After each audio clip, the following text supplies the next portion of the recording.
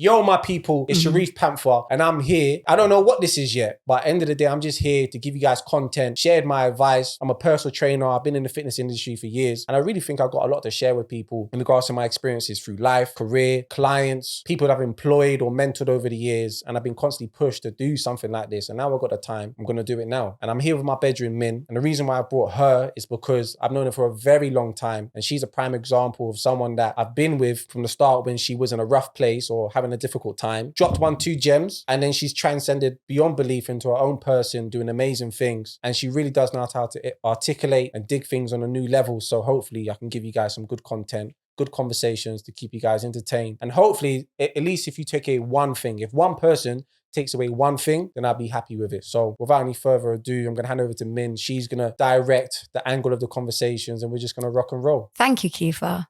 Welcome. First question.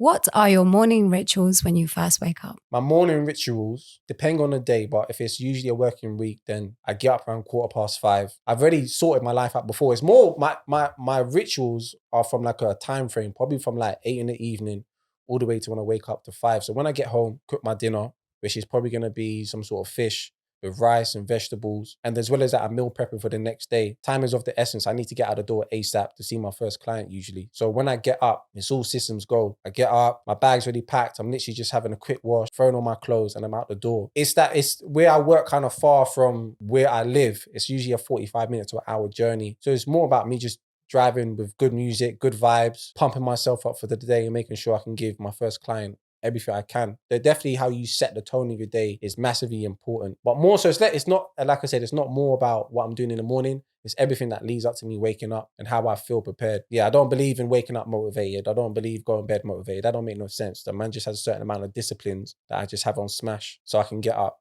When you're waking up 5:15 as well, it's not easy, fam. Don't think man does it and I'm like some superhero, some high billionaire successful, and I wake up. Some days are hard, like man staring at the ceiling or sitting on my bed for a hot minute, just like not on it. But it is what it is, you know what I'm saying? I'm going to get them bills paid. How do you stay motivated throughout the day? Oh man, I just said this in the last question. I probably had bare conversations with different personal trainers that I've mentored, or when I used to employ people. There's no such thing as motivation, 100%. You can go to bed motivated and wake up mad tired and just not on it.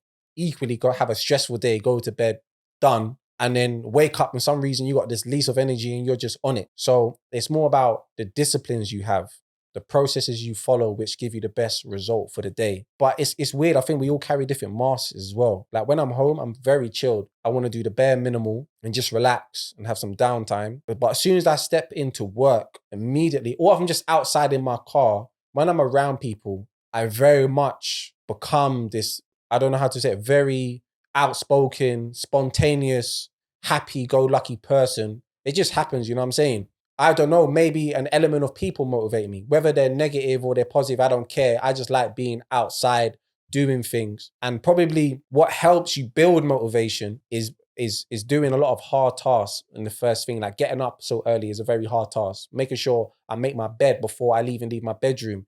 That's a difficult task. It's a tedious one.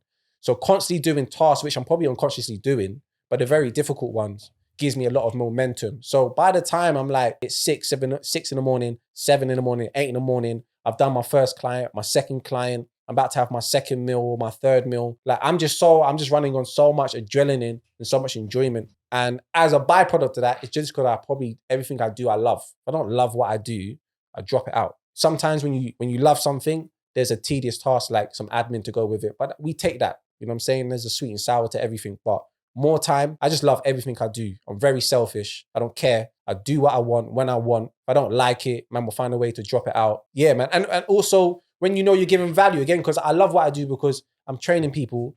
And when they send me a picture or they say like, oh yeah, I can see some muscle now, or I've lost weight. And they're really happy with it. And I'm like, you ain't done shit yet.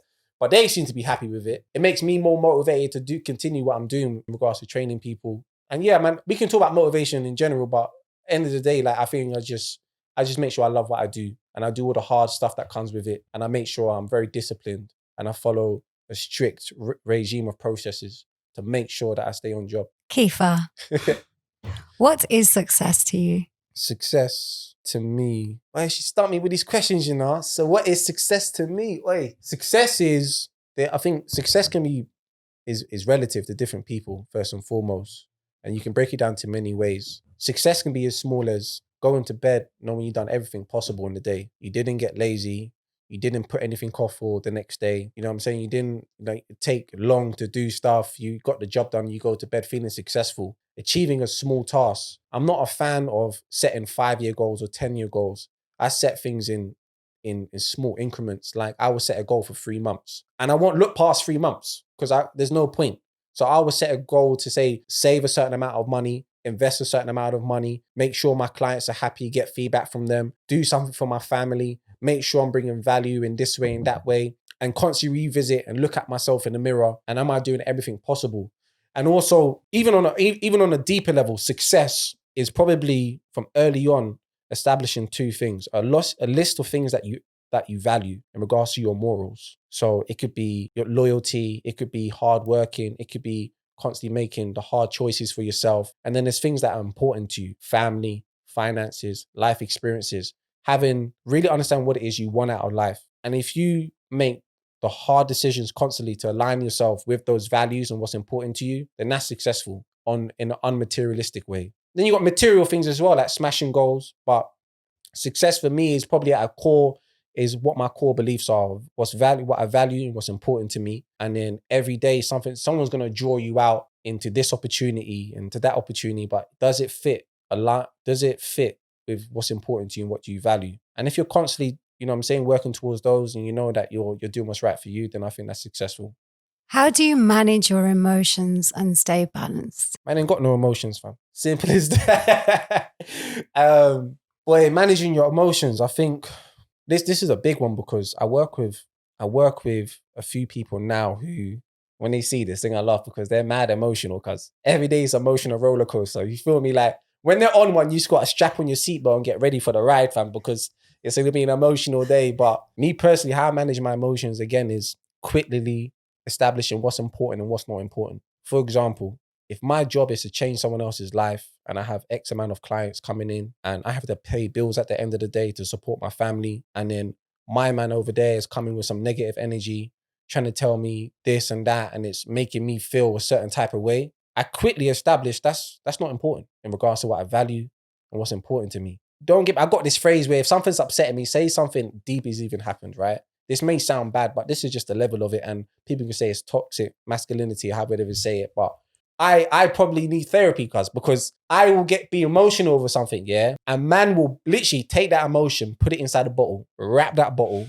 dig a hole, put the bottle inside that hole, bury that bottle, then build a house on top and live happily ever after in that house. And at night, hear that bottle tapping like doosh, doosh, doosh, like it's Jumanji or something like that. But man will do that literally. So I do bury a lot of emotions, which probably has collateral damage in other areas. But end of the day, as long as I know I'm doing constantly something that's good for me, I have to, you know what I'm saying, just push back that emotion. And it also stems probably from my experiences from when I was a kid, like little things like, don't know to get too deep, but my mum loves me and I love my mum. That's unconditional. Like, mum, I love you.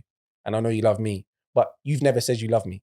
But it's not that deep. Like my mum's never hugged me. She's not that sort of person, but she will cook for me. She'll care for me. If I was in trouble at school, she will bat me to the end of earth. She would, if I said I didn't like this girl no more, she would cuss that girl out. Like my mum 100% is like very maternal in her own way, but she's not very emotional. I have an older brother who is 6 years older than me and we never got on. So I never had that relationship. My dad cuddled me a lot, but as I got older and I'm the man and he's a man, rest in peace, dad, like we would clash a lot. So that sort of lovey-dovey son-dad relationship faded away. So I've been the youngest and being so detached from everyone emotionally along the way, I became very emotionally independent, not depending on other people to count on for how I feel emotionally. If I get angry, I know to take a second before, from mistakes. You're acting out of anger. We've all said things out of anger or done things out of anger, and then you regret it. So I don't learn from that mistake. If you're angry, have a process.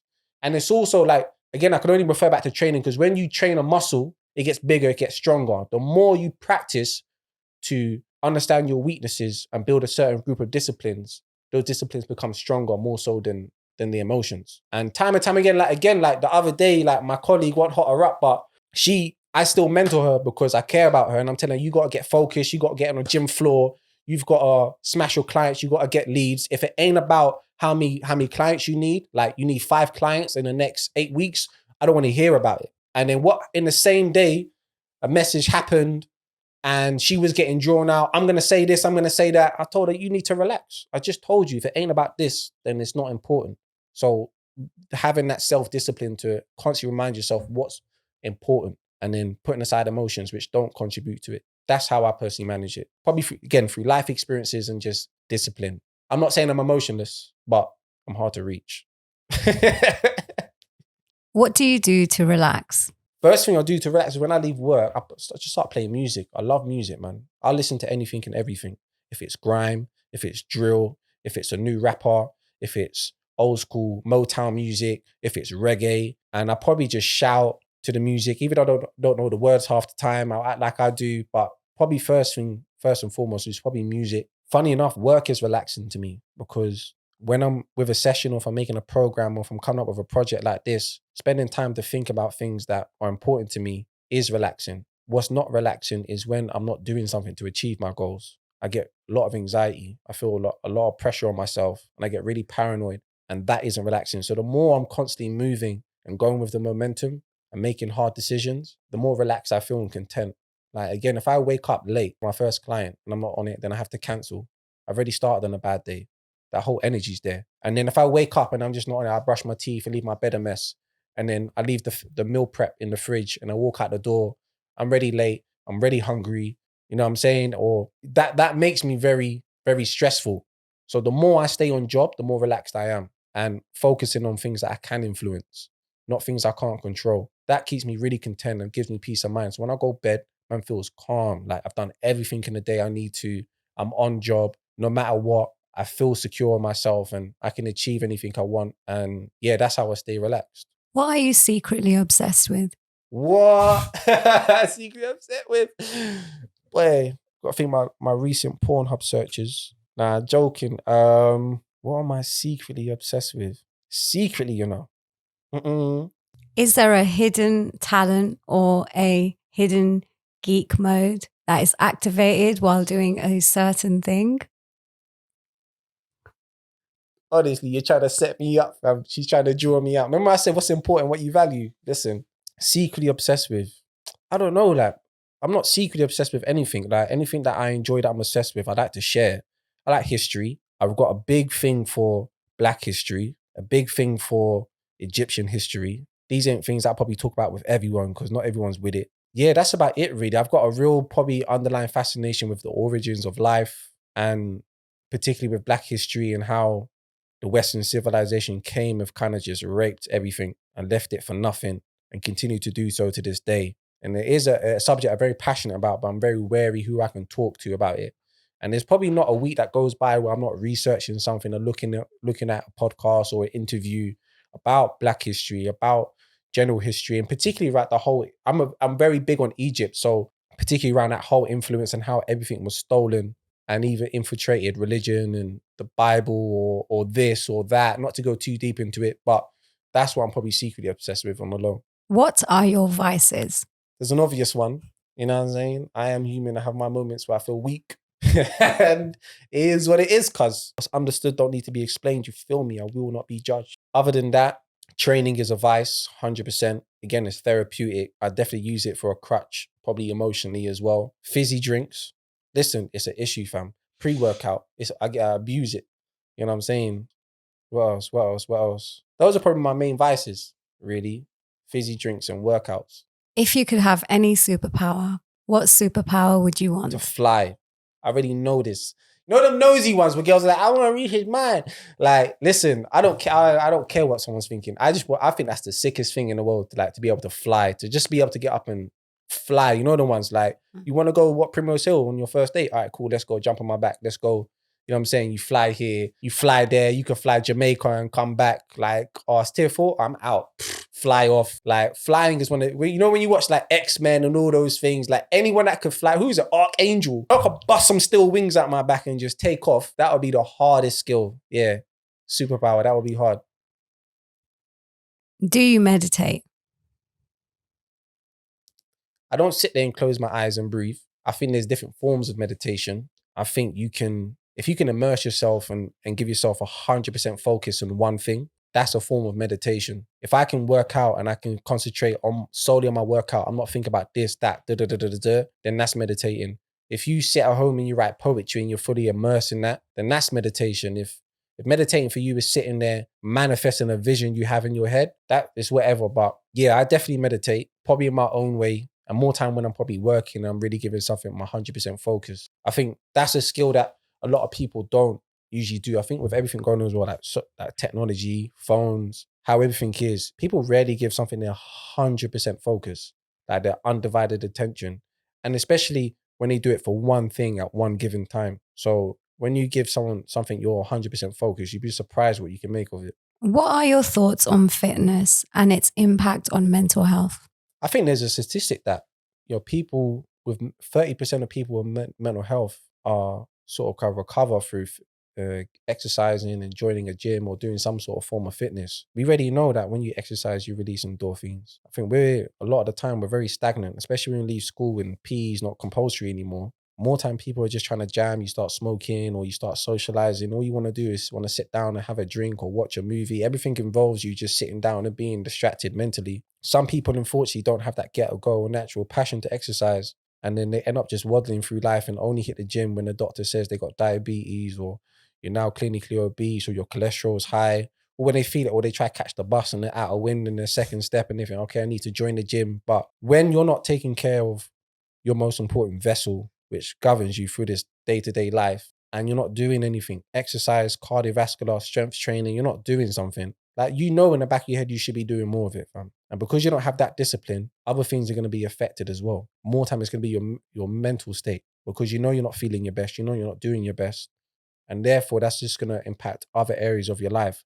Say like in your relationship or at work or whatever, if you're not exercising, doesn't have to be the gym, could be football, could be tennis, could be jogs, could be yoga, could be whatever it is, but some form of activity where you're taking care of the number one thing that is important to you, which is your body, your heart, your lungs, your muscles, because you only get one of these, bro.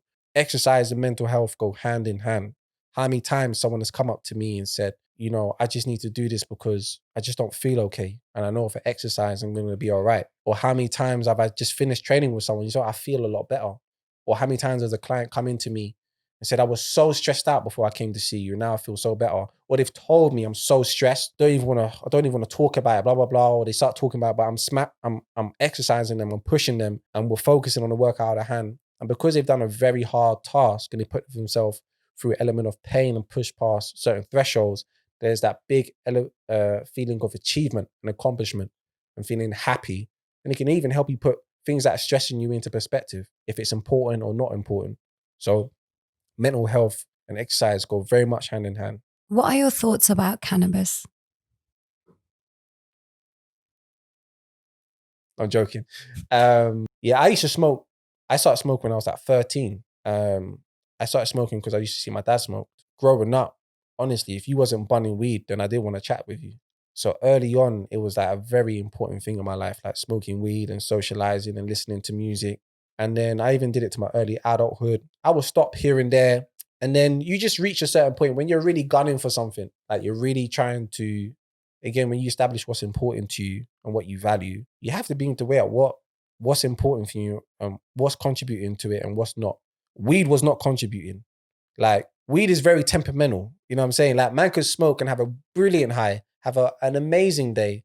A man could smoke and not want to leave my bedroom and be paranoid. Or I can be with my friends and be uncomfortable in the situation. Like, and I used to think, like, do I have demons? That do I have issues? But no, weed just affects people differently at different times. You know what I'm saying? And it's if you smoke weed, I'm happy for you, bro. And you're doing good and you love it and you love to roll up and you love to bun and then talk to people or eat food and then go to bed and you're enjoying life, I'm happy for you. But if to you, the person who is waking up like 12 o'clock in the same tracksuit you was just in the day before and you're rolling up and the first thing you do is you spark a turkey leg and then you're mong for the day and you've done nothing. You have done nothing, cuz. Nothing. You need to knock it on the head. I know, I grew up with certain people and when you look at someone, you should not be smoking weed. You are the last person that should be smoking weed because you got a lot to do and you've done none of it. You know what I'm saying? So cannabis, yeah, obviously there's a lot of health benefits. Like I know in regards to like people, I think what's that Parkinson's disease? There's so much benefits to it, and then people just fuck it up. You know what I'm saying? Yeah, my conclusion on it is that yeah, weed, if you do it and you love it and you're happy for it, I'm happy for you. But if you know you shouldn't be doing it, you're knocking the head, just knock it on the head. I'm very much excited for the future of CBD and its involvement in people's health and how it's come a long way since I was smoking weed. When I was smoking weed, skunk just came on the scene. There was no names just yet. It was just, I remember like it was cheese and amnesia. And before that it was high grade. But then after cheese and amnesia came white rhino.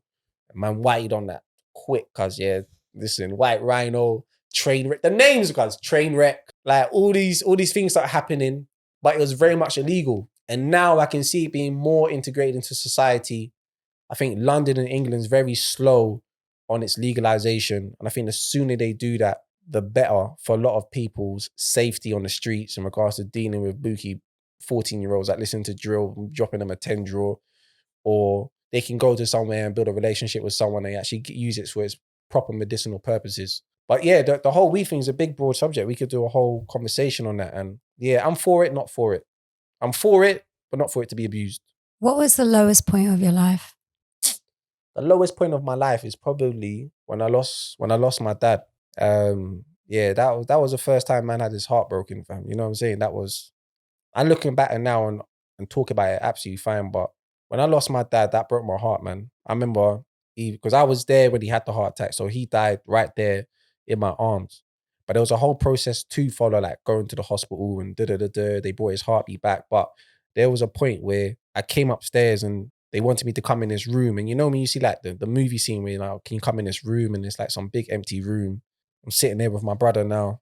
And then the doctor walks in. And then, yeah, that typical cliche script, there's no easy way to say this. And then as soon as he said it, honestly, man just broke. I couldn't even look at anyone for like the whole 24 hours because anyone that looked at me, man was so vulnerable. Again, going back to someone to say that how do you handle your emotions? Man, I couldn't hide that. You know what I'm saying? And literally I never been able to even understand how I could feel like that. But man just felt like a lost boy. And I remember I even had to call my mum, tell her, and I couldn't even get the words out. I couldn't even get the words out. You know what I'm saying? I was just crying and crying and crying. And then yeah, that was probably the lowest point, that those 2 days. I don't want to say I got over it because there's not a day that goes that I don't think about my dad.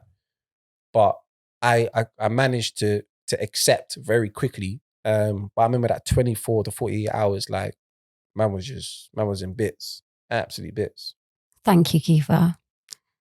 How has that trauma affected your training? It kind of I just use it almost as when I train, yeah. I've said this before, I've done like a little short film documentary about the pain you feel today is the strength you have tomorrow. So when I'm training, it doesn't matter if it's a chest day, back day, full body, Olympic lifts. It doesn't matter what it is. It doesn't matter how many sets man has or how much weight I'm doing. When I'm in that moment, again, everything ties in. How do I relax and how do you meditate? How do you manage your emotions? How do you handle that trauma? When I'm training, you know what I'm saying? It's an opportunity for me to bring everything together and harness it for the best performance in that time. Even if not every session is 100, it's not a PB day, whatever it is, that's an opportunity for me to bring everything together. So whether it's trauma, meditation, stress, pressure, relaxation, it all goes hand in hand with every exercise, with everything I'm doing. That's my opportunity to almost give it as an outlet. And I remember there was this when I was at a different low point. If you want to talk about mental health, I was going through a very difficult time. Obviously, I never understood why people self-harm or why people cut themselves. But it did get to the point where I was so upset with everything that was going on and just really wasn't happy with a lot of things that was happening. But I did want to feel pain. So this is before I got into shape. So all I wanted to do was feel pain. So the only thing I had as an outlet, obviously I'm not going to go cut my skin or something mad like that. But the next best thing I do, I can go and I can just start going ham in the gym. And I remember people used to look at me like, why is this skinny you going so mad on the bench press? You know what I'm saying? But they don't know that, when you hit that point of fatigue and the lactic acid, that's what was getting me through a lot of things. And sometimes that's all it takes is finding something that suits you in regards to your outlet where you can channel whatever it is you're going through. For me, it just happens to be gym. In regards to that trauma, I just brought it right to the table when I'm doing my exercises and when I'm doing my training sessions. Would you ever take psychedelics? Yes, 100%. But it's got to be right, because you know the ones from the settings have to be right. I have to be around someone I trust. I want to take DMT. That's the first thing I want to take. I watched this documentary called The Spirit Molecule. This is when, again, you talk about secret obsessions. This was way back. This is like 2007 when my boys put me onto this. This is like the conspiracy days when you're like, this is all a matrix, and you start looking into your first bit of conspiracies and all this sort of stuff. And my boy, he was like a fucking shaman. In the end, he was like, yeah, watch this documentary called The Spirit Molecule. And then I watched it, and it was like this whole group of scientists that were familiar with obviously ayahuasca, and they wanted to do some trials in the US with it, but they kept getting blackballed. Eventually they came up with DMT or something like that, and they got loads of different, and the whole documentary is sick. If you haven't seen Spirit Molecule, I'm not sure if it's on YouTube or it is now, go watch that. And then that kind of made me think, I want to experience that. Yeah, I'm not in the game of doing psychedelics just for the fucking high, man. But more so that I can walk away with an experience or something that is like, I'm going to get something from it more than just a really cool trip. So yeah, I want to try DMT. And the more I talk to people who actually know about DMT, have done it, they recommend do mushrooms first. If they don't do mushrooms, then they do, I don't know, there's another one, I can't remember. Ayahuasca. Ayahuasca, yeah. Do you know what excites me about ayahuasca is that they do that these trips where you can go to Peru, then do like a whole diet, and then you meditate and things like that.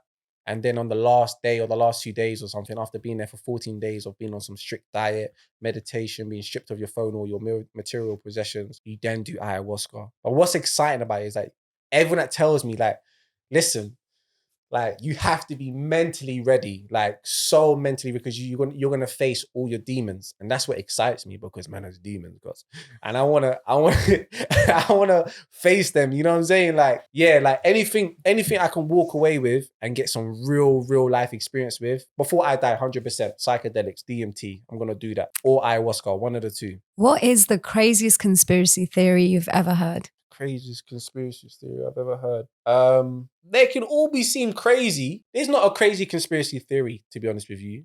There's not. They're all kind of out there.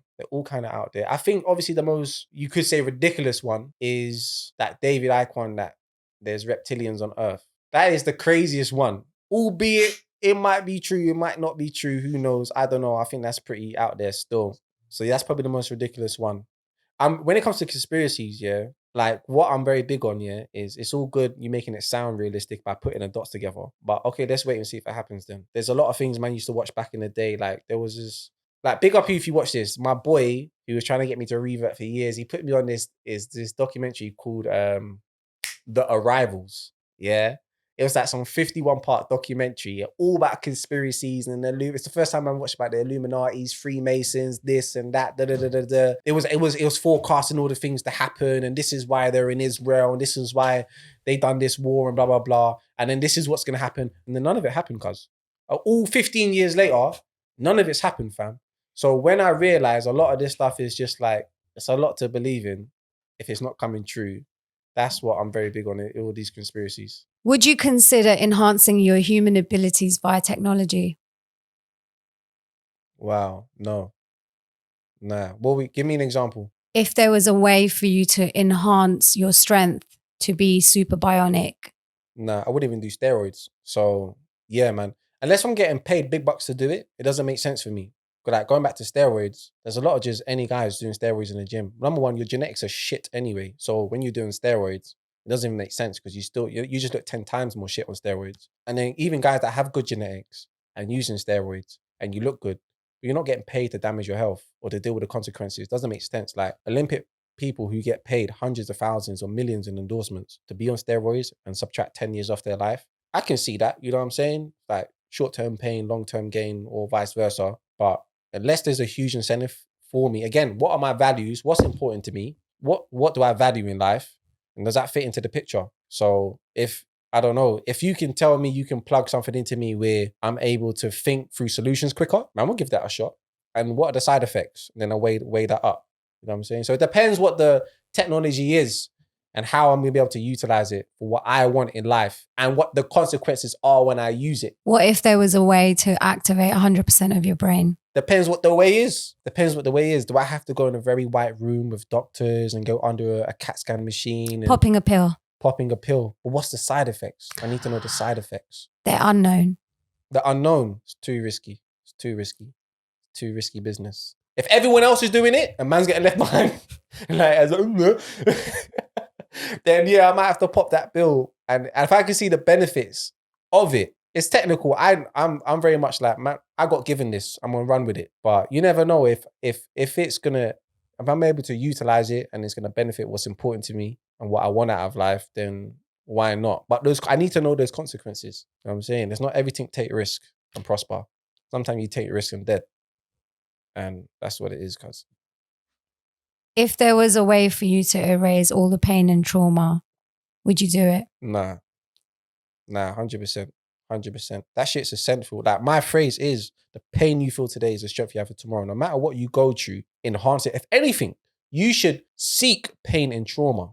You know what I'm saying? You should write down everything you're shit scared of in life.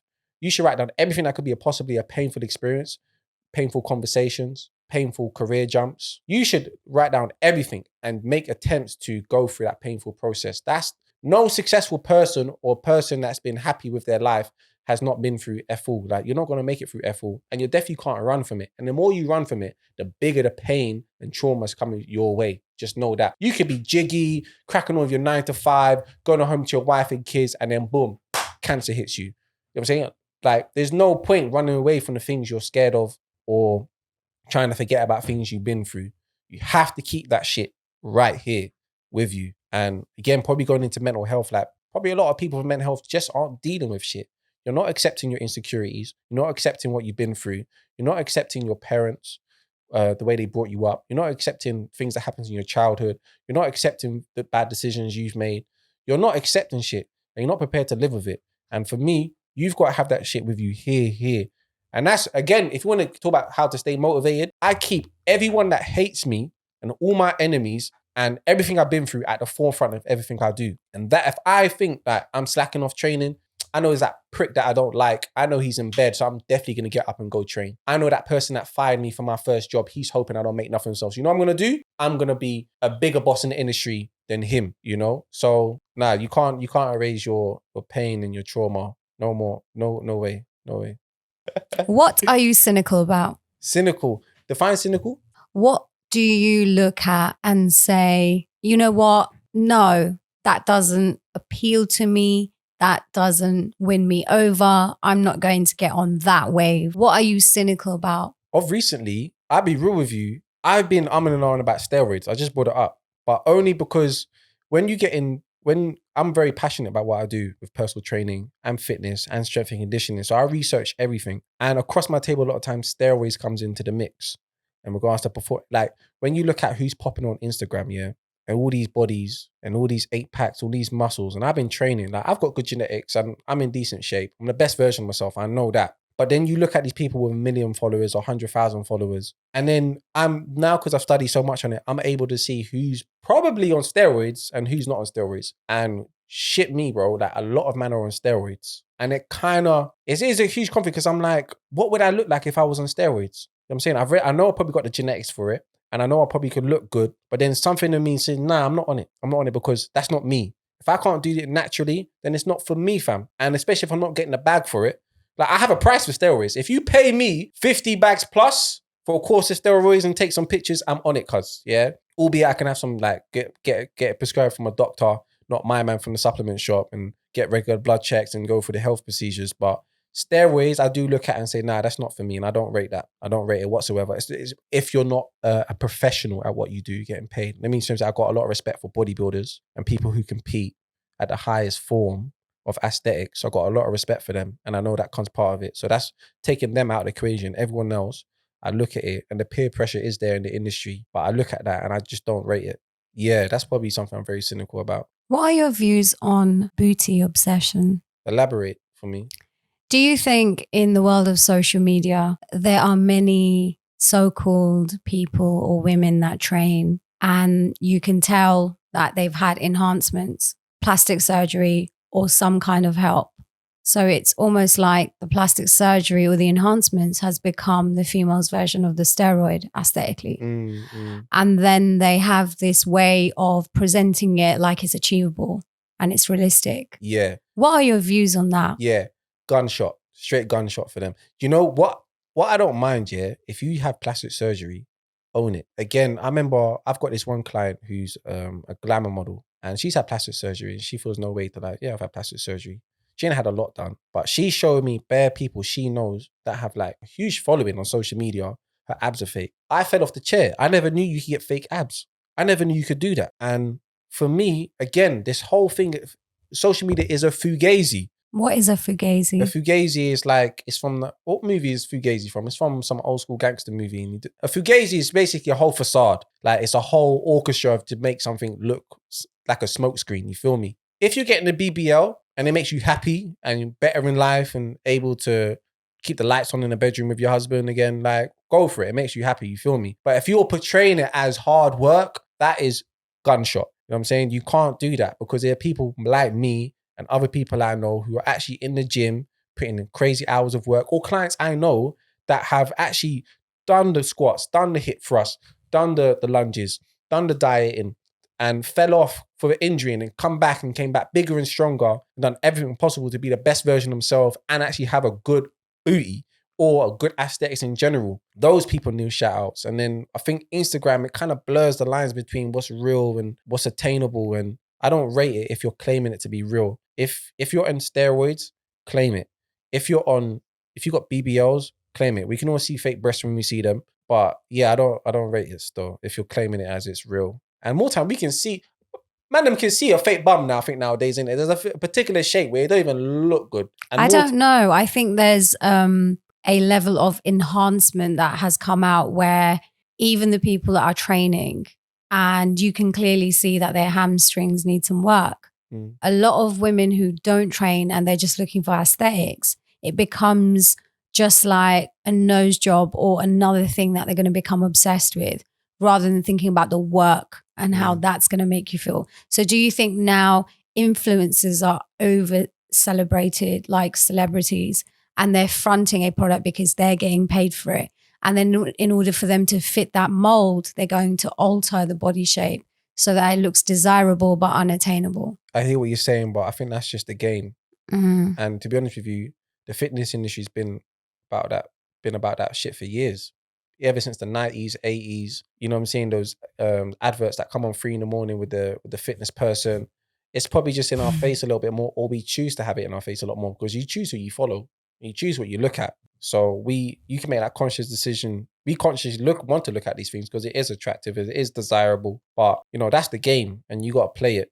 And you just got to, again, what is important to you? You know what I'm saying? Do you want to take body fat out your rib and then put it in your bum? Do you really want to do that? Because, you know, I did find out as well. You know, my client did show me that you see when you get a BBL, yeah, or when you get the bum job, yeah, you know you can't sit on your bum for 6 weeks. Did you know that? How do they go to the toilet? Someone correct me if I'm wrong. But as far as I know, yeah, and when you get back, see when you go Dubai and you get it done, they give you this special donut you got to sit on. And that you can't do it because it starts leaking, yeah? So if you're prepared to go through this process to have a bum, then go for it. You know what I'm saying? And don't you see those horror stories where some of the bums like a couple blown up? Yeah, just blown up will start leaking. Nah, man, that's all risky, man. It's not every day. Not every day take risk and prosper. Sometimes don't take the risk. You know what I'm saying? So, and I wonder if they can feel anything. So do they feel when they shit? Yeah, and I think when man them are from the back giving the back shot, it's not ideal. I don't know. These is what I hear. Like, it doesn't feel ideal. I don't know. But big up you if you've had a BBL. Do you use humor to deflect people from knowing the real you? Somewhat, yeah. I think somewhat. I definitely. I don't. I think sometimes, yeah. If I'm not really feeling something, I suppose, yeah, humor can be used as something in my arsenal to kind of just keep people distracted. But more time when I am just being humorous, it's just because that's you get me. The people I come up around with, everything's a joke really, and you can't take life too serious. And I kind of draw myself to those people. Like a lot of my friends, we get onto each other, like we cuss each other out, and you know, look at your trainers, look at this, or remember when you done that, or you're a chief at this, or whatever. So I kind of surround myself with those people who have those sort of conversations, just because when I'm not training, I'm not working, I don't want to talk about work or whatever. I just want to have banter. So I think banter can be, depending on who you are. If I don't know you, then I can use banter to put up a lot of walls and smoke screens, so you don't really know what I'm really on, or you don't take me serious, because I don't want you to take me serious. The drunken shaman. The drunken shaman. It's a state where you have built a defense mechanism naturally. Oh, I thought you were calling me the drunken shaman. I am calling you the drunken shaman. I am the drunken shaman. So what's that? The drunken shaman. The drunken shaman is someone who acts like they don't know and almost like catches people off guard, but really they're the shaman and they could whoop your ass. Yeah. I can definitely whip your ass, 100%. So you use humor, as far as I can see, you use humor in two ways. One is that to put someone else at ease, so their walls come down and yours remain intact. And then you can observe the person without them observing you. And that's how you gather the information about other people. And the other way is that it's a defense mechanism for a lot of people who have been through really severe trauma and they haven't addressed their emotion. So they end up looking at it and laughing at it. Yeah, there's probably a lot of truth to that, 100%. Especially if you talk about work environments, everyone's had a job, everyone's worked in a place. If you're good at it, if you're able to build rapport and able to make people laugh, you can see the effects it has and the benefit it has for you. So it's definitely a useful tool. Not everyone has that ability. Some people are just introvert and dry. But even what's more so, even in a more positive, like you can see something introvert, but you know if you catch what kind of makes them giggle and laugh, you can bring out a better side of them as well. So yeah, lets their walls down. But I think some people naturally have that ability to work a room, to walk in an environment and be the person in the environment. Humor can be part of that arsenal. There can be other ways as well, but I'm definitely all about being someone in the room or not letting the room affect me. I have to affect the room. Things don't happen to me. I happen to things. Humor is a part of that process, being able to get people to chill out and laugh and relax, and then you can see what people are really about. Time will probably with trauma because I've been around some tough situations before. It allows me to sort of assess who I want to be around, who I don't want to be around. It's a coping mechanism. Yeah, you could say that. 100%. They say that laughter kills the wickedness. So what you're doing is a powerful frequency and not everyone has the ability to do that. So that could be one of your superpowers. Like the top class clown. My dad used to hate it. They used to get in trouble, get suspended. You come in school, you're just an arse, innit? You love play the arse. Like you want to act like the fool in class, like, you know what I'm saying? But reason being is because I was the baby in the house, yeah? My brother's 6 years older than me and my sister's 9 years older than me. So there's a big age gap. So there's not much they can do with me. And so more time man was just by myself. Not like some loner kid. I wasn't a weirdo, innit? You know what I'm saying? But like there's a lot of times where when I was around people, I used to get very excited. Probably because there was that element of loneliness. I used to overcompensate in being stupid and making people laugh. And I enjoy the reaction and the attention. And then you work out how quickly it can get you friends and how you can use it when you're able just to be the cool, funny guy. You know, there's a lot of things that come with it. But nobody knows the real you. No, they don't. No, they don't. What makes you feel most vulnerable? Probably to do with anyone that I really love. You know what I'm saying? When it comes to family or relationships, I'm very protective, very private. So that's one way like man can get really vulnerable. I was saying my dad passed, that broke my heart. My mum's getting old, so I think about these things, you know what I'm saying? My brother, my sister, they can get to me emotionally if I let them. Anyone that I'm in an intimate relationship with, that's when I'm most vulnerable because I'm letting you inside a space. Like you see what it is, yeah? You are who you are when no one's looking. When that door's closed and it's just you in that room, that's who you really are. So when you're in a relationship, when you live with your family, they see you more than anyone else. So they're the people that can get. Have you noticed, yeah, that you can live with your family, but we see when you go outside, yeah, you're the most polite person, you're cool, you're calm. Then your mum will call you, what, blood? What do you want? You know what I'm saying? Like you talk to like anything, or your brother pisses you off, you shut him down or whatever. We treat those people closer to us like some idiots. But when you go outside, you know how to pattern yourself. You feel me? So definitely, I'm most vulnerable when I'm in my place of comfort with the people I love. They say that we all are, don't it? Yeah, they do say that your family are your first karma. So all your lessons start in your home with your family. Facts. And once you clear those karmic lessons, then the world becomes very easy to deal with. Yeah. But what tends to happen is we come back to the family, karmic lessons last. Right, okay. So that's the cycle that comes back round. And do you know what? You know when you watch movies or you Mm. watch documentaries and the guy's in his 50s and he wants to go back to his house and talk to his dad and tell his dad how he really feels and da-da-da-da. Yeah, I get that. I don't think personally man has to do that because, again, like I accept everything and I learn to accept things quickly for what they are, not then hold me back. And I say that now, I might be in my 50s and think, nah, you know what, man really needs to address.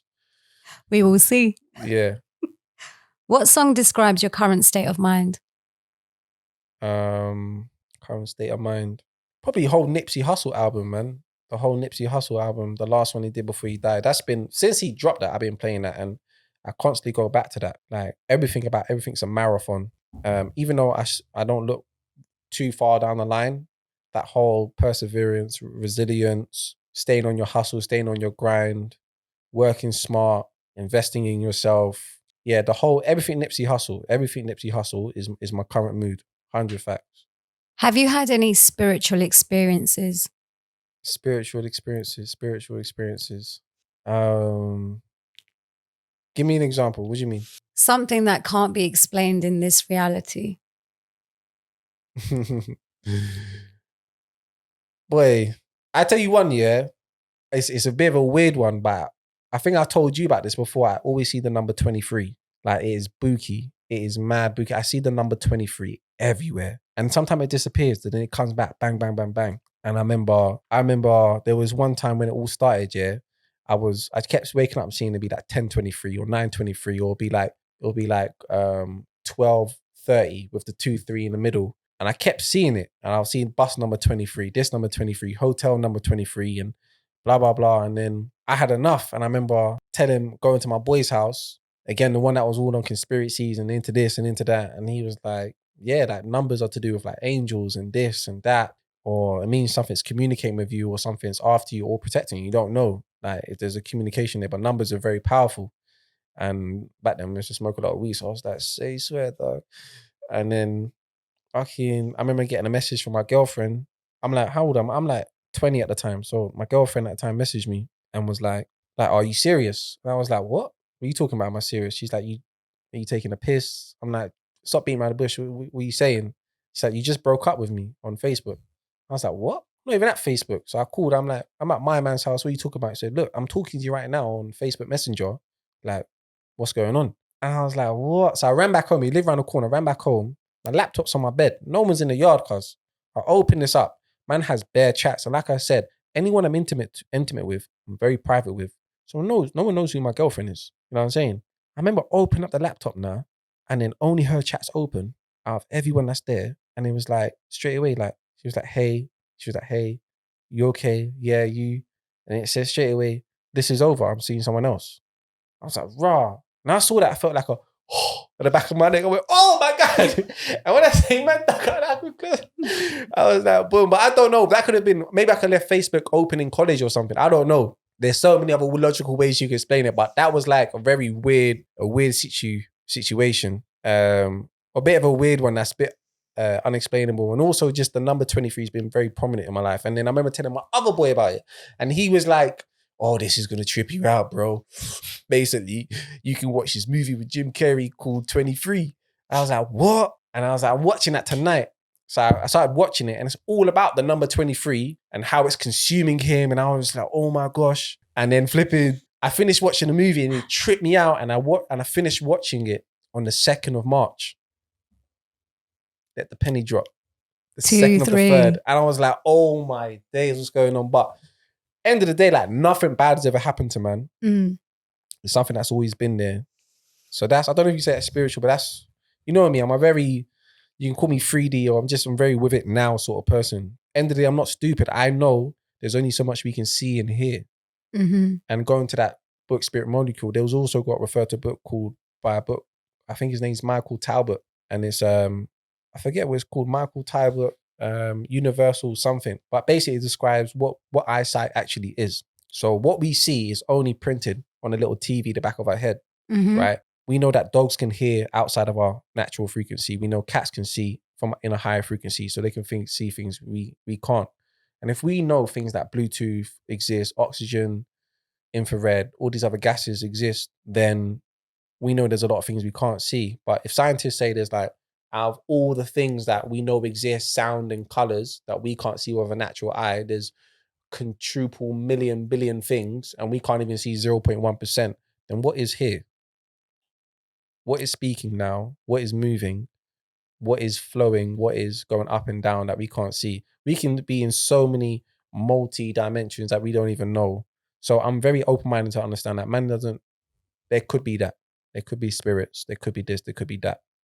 So What do you think about New Earth and the times that we are moving into? New Earth and the times we're moving into, boy, it's a lot of uncertainty still. I've tried not to think about it. I think we were speaking about this earlier, that man doesn't care. And that's why I encourage people not to do. We're appropriate. Obviously, some people have mortgages and things they need to pattern and need to keep their ear to the ground and they need to care to an extent. But I try not to care because I think that's how people get anxiety, by caring about things they can't control. End of the day, change is happening. You know, whether it's for the good, whether it's for bad, time will tell. But just focus on you and what's important to you and what you value. I don't know. I don't think much about the new earth really. I don't like it so far though. That's a fact, cuz. That's the old Earth you don't like. Yeah. Do you believe in the power of manifestation? 100%. 100%. Yeah. Everything you've acquired and everything you didn't want to acquire, I think you've manifested to a degree. And I've definitely think that if you spend if your heart really, do you know, I recommend this book, The Alchemist. Have you read it? Read the book, The Alchemist. I haven't read it. Paul, I know of Paulo it. Chow Yeah. or something like that. Yeah. Mm. I got it for me and my friend to read. And just because I heard so much about it, I'm a big Sean fan. I remember Big Sean was going through his books that he recommends on his Instagram, and The Alchemist was there. And I kept hearing about it for years. And one of my favorite hip hop producers is The Alchemist. So, and the word alchemy and alchemist is very like enduring. So yeah, if the story of the book is manifestations, if your heart truly desires something, then the universe will conspire together to place the people and things you need together to achieve it. And I think we can all sort of like relate. Whenever you wanted something, you just happen to meet the person that is ideal for the situation, and you're like perfect. You know what I'm saying? And when you want something, you open up all air of opportunity to you, but it's for you to take advantage of. The universe or whatever, God or whoever, is only can provide so many opportunities or people for you to take you to that level. So it's one thing manifesting things, it's another thing actioning. When that's why I don't like the secret, because it just teaches you, oh, you know. Same here. Do you think it's more about intention and less about desire? Because when you're saying what you want in your heart, that's desire, but your intention is the reason behind. Yeah. Also, you get what you work for. So that is true. There's a difference between wanting something and having no substance for it. You know what I'm saying? Everyone wants Balenciagas and Gucci and this and that, but and you desire it. But I don't. Yeah. Well, yeah, loads of like people desire it. I don't either. Older. I like Balenciagas still and a couple of bits of drip pieces. You smell me? But a lot of people want these things, but you don't put the work in to do it. So you can't just sit there at home, oh, I really want this Gucci belt. And you think about Gucci belts all day and you look at magazines and having the wall. You have to get up. So it's intention plus action. Plus action, which acquires something to materialize. A manifestation. Manifestations. How many girls, I really want a boyfriend. Like how many times I hear that? Like, I really want a man. But what's happening? What is your intention? What is your intention then? What action are you doing? You know what I'm saying? Like certain things also have to come naturally, organically. You can't force things. Because I think if you force something, you're going to get more roadblocks along the way. So manifestation, yeah, it's a very interesting topic to discuss, but that's a important subject that you just touched on in regards to difference between desire and intention. Same way, going back to fitness, you can desire a good body, but what's your reason to? And that's where I really have a good relationship with my clients, because I understand their why. Not only their why, but I ask them what is driving what behavior is driving for you to take the action to do it. That's a whole other thing. You can have desire, you can have the right intention, but if you don't have the right behavior to access it as well, you're not gonna be able to achieve the things you want. So that goes to fitness, material stuff, probably spiritually as well. Yeah, it's a combination of those things. You can't just, in secret, yeah, man believes in manifestations, but you can't just manifest anything you want. So there's a lot of things that come through with it. Like my man, he manifested this studio. he didn't just manifest it. He had a certain vision of how he wanted it to look, very meticulously as well. And there's things that probably came along his way, how he found the studio and how he contacted people. And as some of it came really easy and it kind of fell into his hands almost, so to speak. Then he probably had roadblocks. And then your intention and your intent and your action to overcome those roadblocks combined with what's available to you will bring this place to existence. What is more powerful, love or fear? Love, 100%. Love, 100%. Because fear is a tool. Fear can be used. Fear can be used for you to make something happen, for you to make a certain change, for you to say something you didn't want to say, for you to quit the job or to go find a new job, depending how you use fear. But nevertheless, that's the most important thing. Use fear.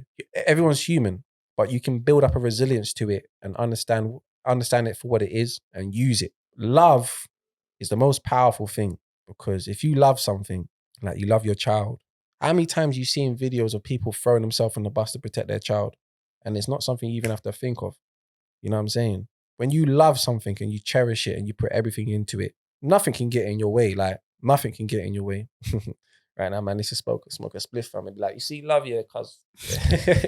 Fucking, yeah, man, that's, I think that, and going back even into the dawn of time, if you talk about Egyptology and the Ma'at, or if you go to the Bible, or if you go to the Quran, or if you go to this, you go to that philosophy, love is at the core foundation of everything. I think a lot of things in the world, social media, on the news, or that it's very much neglected of how important of a resource it is in regards to our development as humans and as society and as people. We get caught up in economics and politics and religion and this and that, and we forget about the most important thing, which is love. But you know what I'm saying? We'll see what the new world holds. Just know that Sharif Pantha is all about that love. Smell me. We love you. Yeah, love you guys too.